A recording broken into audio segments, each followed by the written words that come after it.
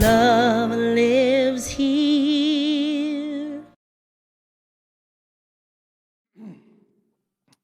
This year here at Riverside CSL, we are working with the theme of Live Your Best Life. And this series that we are in, this fall series that we're in, is we are talking about thriving. So I have a question for you. What does karma have to do with thriving? Because we're talking about karma is today. So what does karma have to do with thriving? My nose itches today. Anybody? Bueller?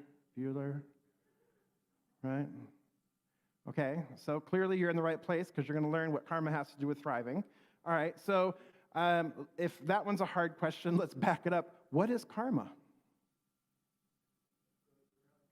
What goes around comes around. What else? Good or bad, right? What else? Willing to learn your lessons. What else is karma? Reap what you sow. Anything else? Justice. Ooh. What's that? Getting even. Ooh. Actions have consequences. Okay. All right.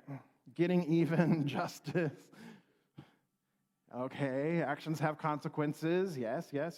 So let's say what karma is not. First, karma is not kismet. Karma is not fate. Karma is not destiny. Correct? All right, so what is karma? Yes, karma is actions have consequences. Every action, every choice has a consequence. So karma is the law of cause and effect in action, right? It's the law of cause and effect. For every cause, there is an effect. For every choice, there is an effect. So action and choices, we put those together. Choices and actions, or non-choices, non-actions are still choices and actions, are they not? Yes, they are. So, choices and actions plus their effects happening simultaneously, because we know that once it's done, there is the response, there is the consequence, that happening together is karma. Okay with that definition? That we're moving it forward with that definition? All right, I'm going to put these guys on today. Whew, much better. So karma itself generates, when we have an action, then it generates, right? It generates a force. It generates a response that returns to us. And as we already heard, what goes around comes around. So we put something out, what happens? It comes back. Sometimes it comes back multiplied, right? Depending on the intention behind it. Or we put something out, and then there's a definite consequence that happens. It doesn't necessarily come back, but there is a consequence that happens as a result of the action or the choice that we made. So which is more powerful, unconscious choices or conscious choices? Unconscious actions or conscious actions? Unintentional thinking versus intentional thinking. What's more important? What's stronger? What's got more ooh behind it? Conscious, intentional, right? So if we make a conscious choice, then we stand in a place of power. We are empowered, are we not? We stand in this place where, okay, I'm making a conscious choice, meaning I'm making a conscious choice, I'm doing a conscious action, or I'm taking a conscious action, meaning that I understand by making this conscious choice that there are consequences or there are effects of this choice that I'm making, and I'm making this choice, I'm taking this action, knowing that this is true, knowing that this is going to happen, right? So all of our choices, all of our actions, conscious or not, conscious or unconscious, starts the karma. It starts the cause and effect, right? Having a cup of coffee in the morning, right, has an effect. It's a karmic episode. Just having a cup of coffee. Making the choice to be here this morning is a karmic episode. It is a choice that you've made. There are consequences or there are effects of the choice of the actions that you have made this morning. right? So when we look at the world as a whole, we sometimes feel that we are at the effect of, right? We get into that mindset of like, oh, poor me, right? Oh no, woe is me. What's going on? This isn't my fault. Now, it's not to blame or shame anybody, and what we know is that our past choices and our past actions result in our present day experiences. Now, those can be collective actions, collective thought, and they can also be individual thought. But likely, when we get into that feeling that we are at the effect of, we are actually participating, or we're actually experiencing that suffering, if you will, because we are participating in it unconsciously. It's an unconscious choice. It's an unconscious action that happened in the past that is affecting our current present, but we don't see that it was actually a choice or a possibility because it was an unconscious choice that we made. Our habits and our interactions, our socialization factors into how we respond. Our upbringing, our history, our personal history factors into how we respond, does it not? So the more that we are conscious of that, the more we can choose our response. The more we can choose how we're going to act here and now. We can choose a new thought. We can choose a new way of being. We can choose a new way of doing something, a new action that we can take. But if we're unconscious about it, right, we get stuck in the poor me, woe is me, right? Because there's always choice. There's always another action that we can take. Even when it feels like there's not, there is. Even if it's just a slight mind shift, there is. So these bundles of reflexes, these bundles of triggers then happen. And so when somebody cuts you off on the freeway, what is your expression? How do you gesture? What do you say when somebody cuts you off on the freeway? Are you all kindness and light or not? Cindy's like, no. Love it. Thank you, Cindy. Right? Because that's an unconscious programming. That's an unconscious, and that is what is. And so we feel at the effect of, wow, that person just cut me off. Right? And it feels icky, and it feels yucky inside because it's an unconscious thing that we have been put into, that we have, well, not that we have succumbed to because it's become this unconscious thing based on our history, based on our past. So here at Centers for Spiritual Living, do we believe in sin? No? What, Sally? It's just a mistake, right? So at Centers for Spiritual Living, we don't believe in sin in the traditional way of thinking of sin like you have sinned, you're going to go to hell, right? No, a sin is simply a mistake. Sin just means missing the mark. It's just a mistake. So if we are sinning, if we are making a mistake, how do we get out of the consequences of that mistake? Change our behavior, right? We change our behavior. We change our actions. So this is what Ernest has to say on the subject.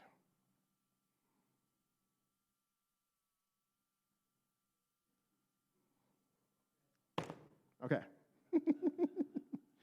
It looks like a Bible. It's not. It's the science of mind, okay? So nobody freak out because it's black, leather bound with gold pages, and they're thin. All right, so Ernest says this, that there is no sin, just a mistake. We do not say that a person cannot sin. What we say is that when a person does sin or make mistakes, that they are thereby automatically punished as long as they continue to make the mistakes. But bondage is not real to the universe, and sin is not real to God. This does not mean that we can do whatever we wish with disregard for the consequences, nor does the fact that we are punished for our mistakes mean that there is an evil power in the universe. Just because we're punished for our mistakes doesn't mean that there's an evil power in the universe. It does mean that there is an immutable law of cause and effect, aka karma, running through everything. So we are not punished for our sins, but by them. Sin is its own punishment, and righteousness is its own reward. So therefore, so saith Ernest Holmes, so therefore, when we stop making the mistake, we stop experiencing the effect of the mistake. We stop being punished, right? We stop suffering. We stop being punished by the mistake because we've stopped the mistake. The minute I stop hitting my head with the hammer, I'm no longer feeling the effects of hitting my head with a hammer, right? It's the way it works. So if I consciously choose that, hitting my head with a hammer is probably not a good idea, let me stop that now, or before I even start that, let's not do that, right? Consciousness starts with consciousness.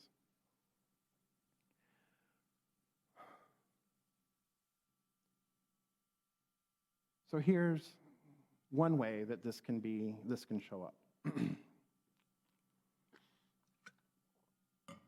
I'm going to be vulnerable with you for a moment, if that's all right. Yeah? Okay. So unconscious. So, this is all theory, right? So, I burned out.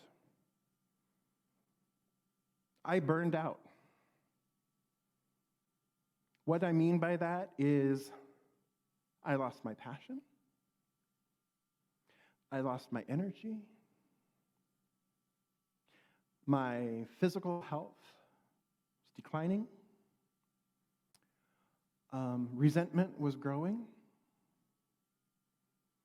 There was a lot of mental anguish and pain for me, for my family, for my friends, because I wasn't showing up the way I wanted to show up, the way I knew I could show up. I wasn't showing up 100% Jeff. I wasn't showing up 100% as love, because I had nothing left to give. And how I got there was a lot of small, unconscious choices. Some of them were conscious, but a lot of them were small, unconscious choices based on beliefs that were long held.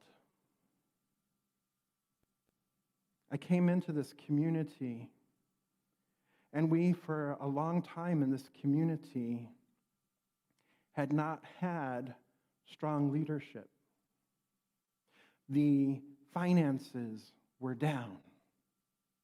Classes hadn't happened for a really long time. Practitioners and core council members, many of them in this room, worked tirelessly to keep the center alive. And so when I arrived, I recognized how tired they were. I said, you know what? Okay, let's do this. Let's work together. And I slowly began to take things off of their plate and move them onto mine so that we could redistribute so that people wouldn't be as tired. But then what I did is I began unconsciously taking more and more and more and more and more and more on. And then the pandemic happened, right? And those were 18-hour days in the first few months of that. and it re-triggered the PTSD that I experienced, which I shared with you before. And I burned out. I burned out. I'm not laying the blame anywhere. What I'm saying here is I participated in that through a bunch of unconscious choices that I made along the way of trying to get things done, of plugging fingers into dikes, of trying to take care of others. I forgot to take care of me. I forgot to set boundaries for myself, and I forgot to set boundaries for the community. So I'm owning that. And so the health challenges that I experienced, the exhaustion that I experienced, that's on me too. But I'm not taking that on as shame and blame, but it is a karmic effect. It is a suffering caused by unconscious choices that I made along the way. Breathe. And then I had a sabbatical. Thank you, thank you, thank you, thank you for that sabbatical. I've come back refreshed, renewed, rejuvenated, recommitted. I've come back clear within myself of what is mine to do and what is not mine to do. I've come back with a clear sense of boundaries for myself and boundaries for community. And these, I think, will move us forward in a much healthier way, because applying this law of cause and effect, applying the principle of cause and effect, this karmic cause, continuing to do the same thing over and over and over again and expecting a different result is how we define insanity, right? If we want to be different, if we want to live different, if we want to have a different experience, we must do something different. Hashtag DSD, do something different, right? So, over the course of my sabbatical, I was doing something different. Coming back, I'm doing something different. I'm showing up differently. I'm showing up fully present, but I'm showing up like as love. I'm showing up, rejuvenated and re-energized, and with a new sense of purpose and a new sense of commitment. Because what I know is that I got myself here to this position where I was before I took the sabbatical. And now, if I want my life to look different moving forward, if I want my relationship with this community to look different moving forward, I have to be different. I have to do something different. And if this community wants to have something different in their lives, if each one of you wants to have something different in your life, if this community wants to be different than what we have been in the past, then we get to do something different as well. This is cause and effect, yes? Right? Because all this moving up to here, everything in our past, there is truth to the statement of history is bound to repeat itself unless we learn from it. If we don't learn from history, we are bound to repeat it. That is cause and effect, my beloveds. That's cause and effect, right? So we have the opportunity here, beloveds, as a community, to individually and collectively do something different. To set a new cause in motion. That's what we call new thought, right? We have a new thought, and what do we do with that new thought? We put that new thought into the law, into that middle space there in the V, right? That middle bracket there. We put that new thought, that top idea, into the soil, and then we nurture it, and then it produces new form. It's the creative process. It's the law of cause and effect. Whatever we put into the soil is bound to bear fruit. So if we are putting something unconsciously into the soil, we are going to unconsciously reap fruit. if we put something consciously into the soil, then we are going to consciously create, we are going to consciously put and reap what we have sown. Yes? And it all starts, my beloveds, with recognizing that there is this point, there is this space when we're always at choice of pausing and waiting and witnessing the choice we're getting ready to make. Witness the choice. Witness the action. First, witness. Because when we come to this point of choosing, when we come to this point of taking action, if we pause for just a moment and witness it, then guess what happens? We have shifted from unconscious to conscious. Becoming aware that we are at a choice point, we are at an action point, we have the opportunity then, we are made consciously aware that we are no longer unconscious. Then we have the opportunity to look at our options, look at the choices that we have in front of us, and weigh them. Look at them. Look at the consequences that we have from each choice. Okay, if I take this choice, if I make this action, what are the consequences? What is going to follow? What is the logical plan, or what is the logical way that this is going to follow through, right?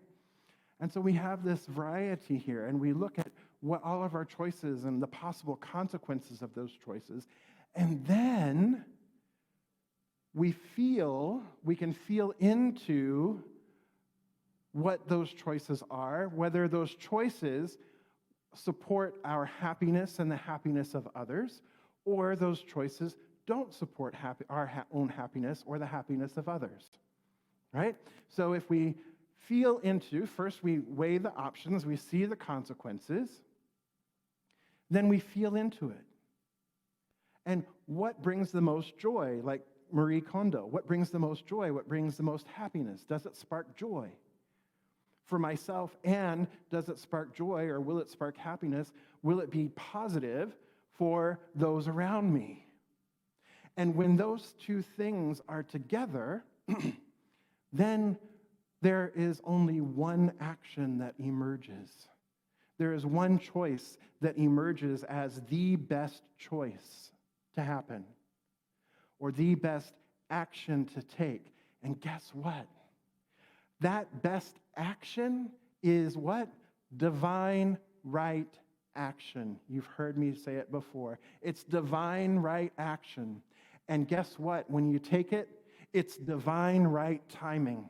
So that divine right action and that divine right timing is the spontaneous, creative force that is offered in love, that is taken in love, that is taken in joy, and then that creates, that's planted, that creates and has the karmic effect of more joy, of more happiness, of greater thriving.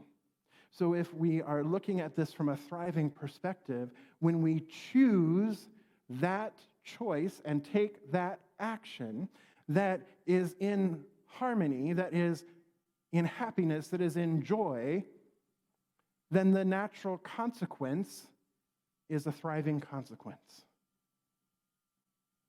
because it continues to evolve. And so then what we are producing, my beloveds, is we are producing good karma, right? There's no negative in that. And so then that gets multiplied, like we were talking about last week.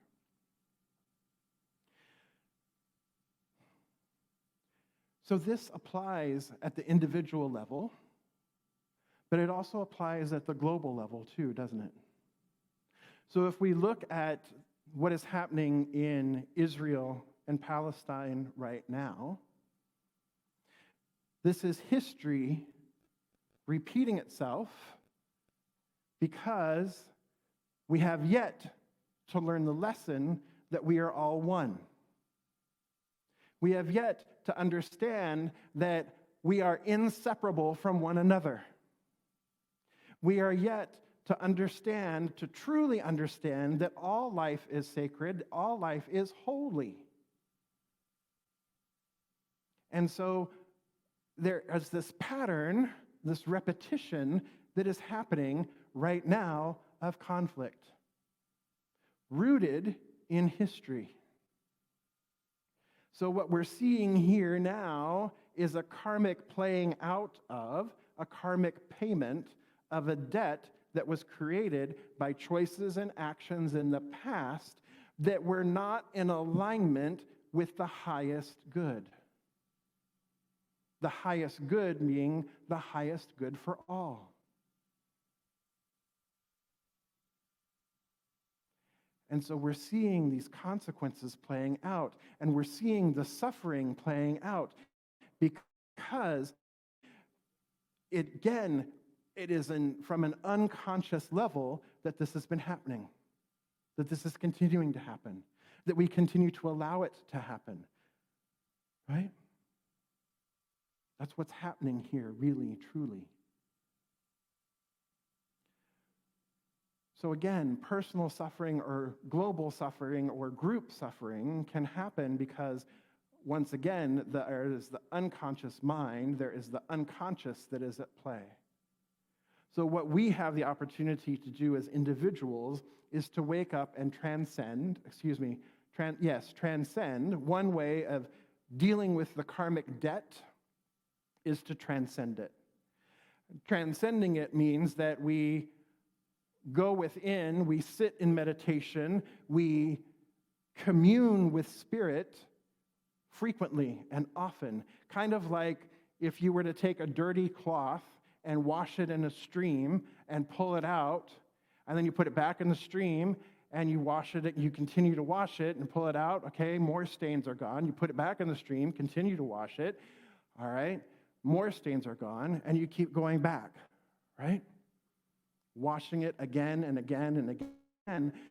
This is what we have the opportunity to do when we commune with Spirit. If we keep coming back to Spirit, living in communion with Spirit, then we wash it, we wash that consciousness, we cleanse it, we purify it, right? And then we are able to transcend karma.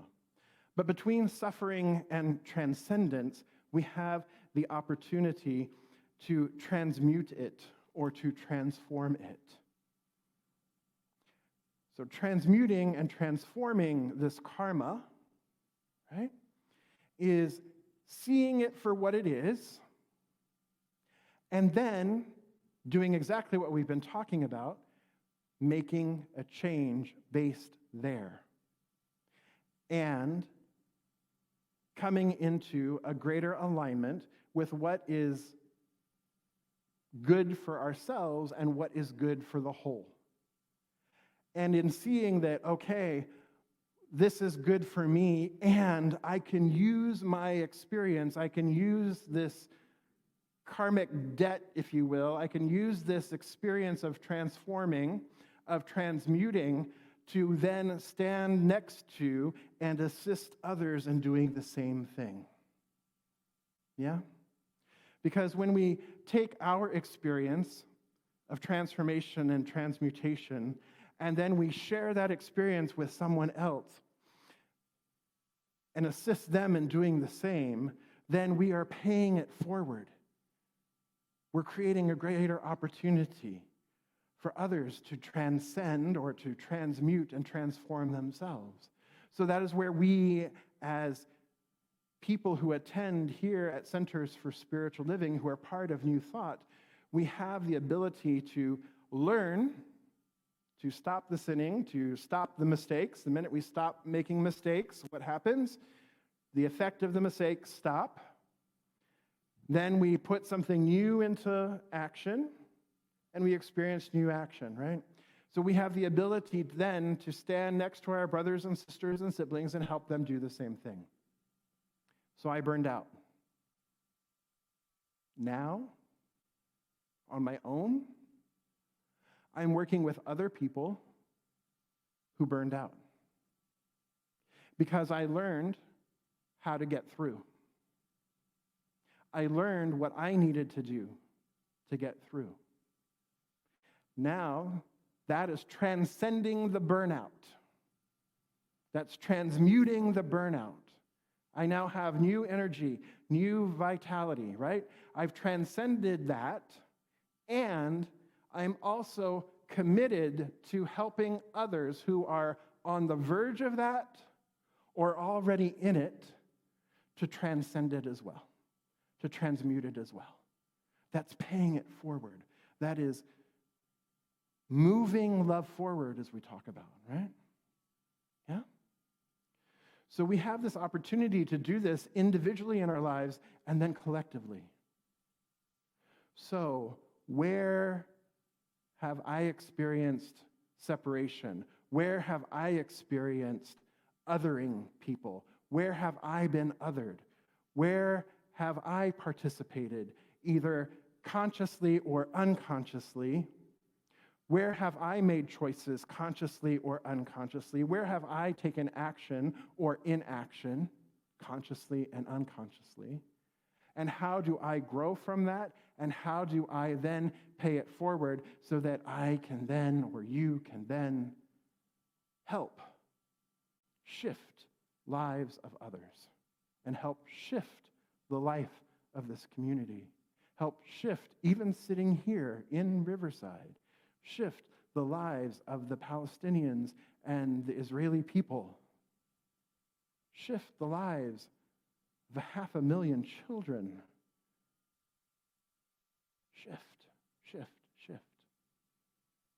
My beloveds, it starts with one choice, one action. So, first, what are you going to do? We're going to witness our choice point. We're going to witness the action, yes? Then we're going to look at the consequences of our choices, the variety of choices that we have, and look at the consequences of each one, right? Yes? Then we're going to see which one brings us joy and which one brings us the most joy and which one brings the most good to everyone around me. Yes? All right, so those are the three. Then we're going to take that action, correct? All right. Then, check in. Check in with your body, because your body will tell you what's right for you and what is the best action. Your body, when it feels comfortable and relaxed, yeah, that's a good choice. When your body's going, ooh, ooh, ooh, right? Not a good choice. Not a good choice. When there's that constriction or the feeling in your gut, that's not the one. So check in with the body. And then, beloveds, ready? Do something different. We can thrive. You can thrive. I can thrive. We can thrive together. And we are being called in this moment. The world can thrive. And you and I are being called in this moment to do something different. And so it is. So,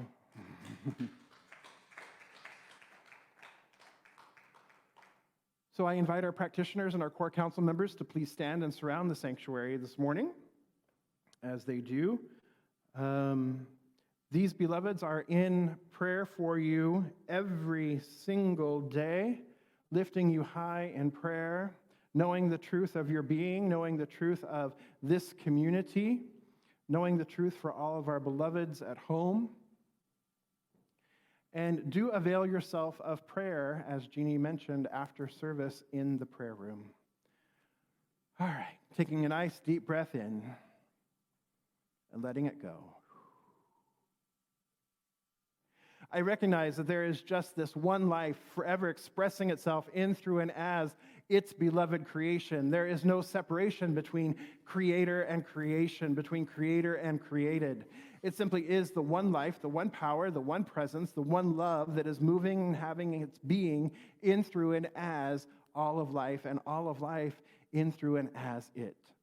So I recognize that I am one with this one, that I am inseparable from it, that the very who of who I am is the divine made manifest, that it is the divine love, the divine energy, the divine power, the divine presence, the divine abundance that simply is back of all of life, back of everything. It is the very essence and core of who I am.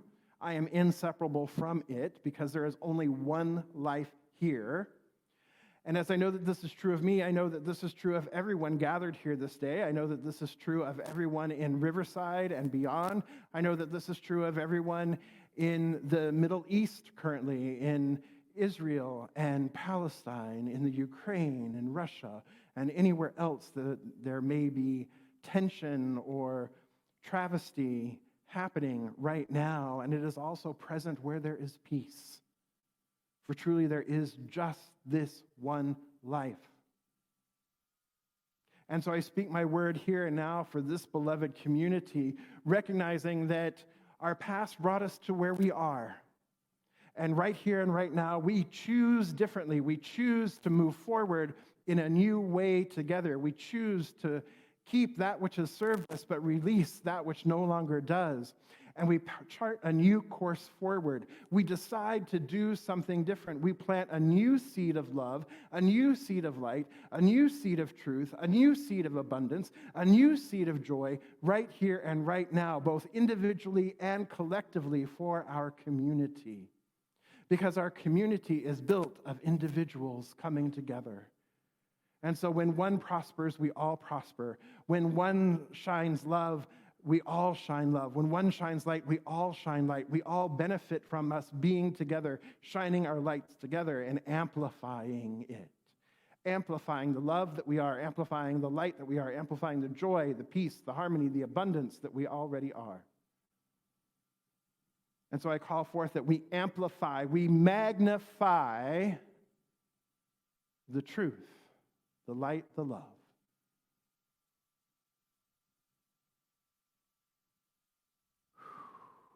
And so I give thanks. I give thanks here and now for each one gathered here. I give thanks for this beloved community. I give thanks for the sacred yes and the willingness to do something different here and now. And I trust and I know that the law makes it manifest. I need not worry about it. I need not fret about it. Spirit's got this. The law has this.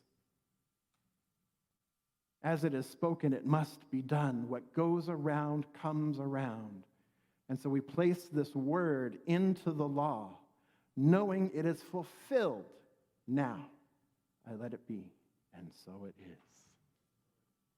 is.